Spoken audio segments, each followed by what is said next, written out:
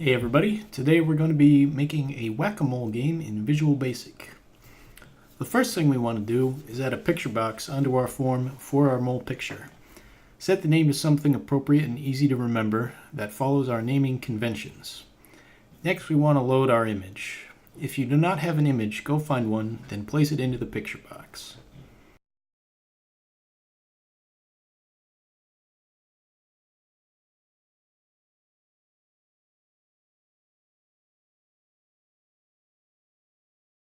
You can't see my image right now because it is showing the top left corner of my picture, which doesn't show any of the actual mole.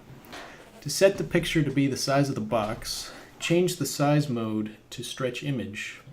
Now we can adjust the size of the image and the picture box at the same time.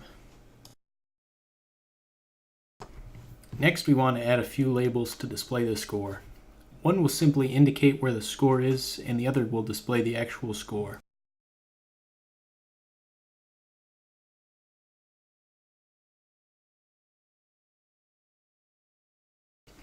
Name the label that will display the score appropriately and set it to the score that all players will start with.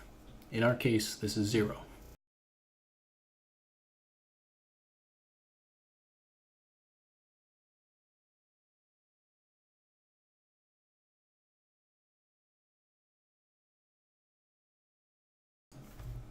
Now we're going to set up the event for when the picture is clicked on. The first thing we will do is increase the value of the score label. The value of the text box is stored as a string, and in order to add an integer value onto that score, we need to take the value from the label and convert it to an integer. Add the value that you want to give the player onto that converted value, and set the score label's text to that value. When the player whacks the mole, we should make it not visible and disable it so the player can't keep scoring points when they have already whacked that mole. Now it's time to move on to the new stuff. First, we're going to add a timer to the form.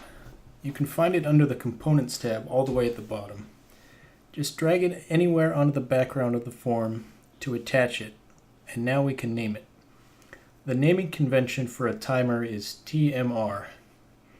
Now that it is named, double-click on the timer icon located below the form with the name we just gave it to open up the action for the timer, which goes off at a defined interval called a tick.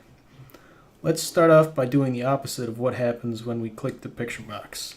Make the picture box be enabled and visible. When we make it enabled, it means it can be clicked and it can go through all defined actions.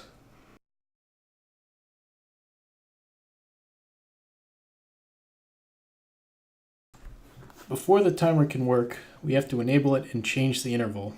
To do this, change the view back to the form designer and click on our timer once to get to the timer properties. First, we have to set enabled to true so the timer can work. And now we set the interval to a new value. The interval value is in milliseconds, and there are 1000 milliseconds in 1 second. So when I set the interval value to 1000, the timer will go off every second. Now let's test what we have. When we click the picture, it will disappear and the score will increase. Sometime later, the picture will reappear and will be clickable again. This wouldn't be a very challenging game if the mole always stayed in one place, so let's write some code to move the picture around. Let's start off by defining two integer values for the new x and y of the picture box. The form uses x and y coordinates for the placement of components, and 0, 0 is the top left corner of the form. The value that the x can be will be between the range of 0 and the width of the form minus the width of the picture box. The value for y can be found the same way, but using the height of the form and picture box instead of the width. To get the value between them, we have to use the random function. To get a random value in Visual Basic, we will use the RND function. This will return a decimal value that is greater than or equal to 0 and less than 1. Since we can't get the actual value of 1, we will have to use other mathematical functions to help us out. The floor function returns the next lowest integer value from a number, It doesn't matter how low or high the decimal is, the function doesn't round and only returns the low number. The ceiling function does the opposite, but returns the next highest number instead of the lowest. Using the floor function, we can add 1 to the given range that we want, and then use the floor function to ensure all numbers in that range can be obtained. Take a look at the formula and notice how the difference between the bounds is scaled. Since we have 0 as our lower bound, our code will look a bit simpler. Now we can plug in our maximums and minimums into that formula to get the values for x and y.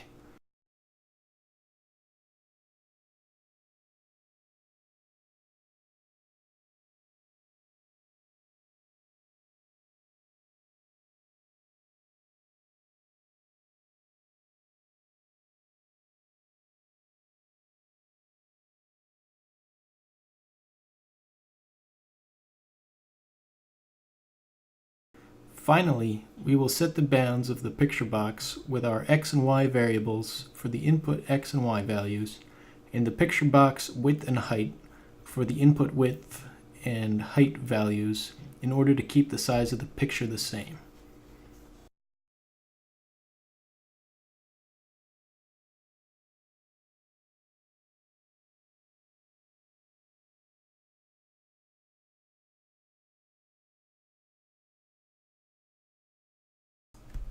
Now we can test our work so far and see how we've done.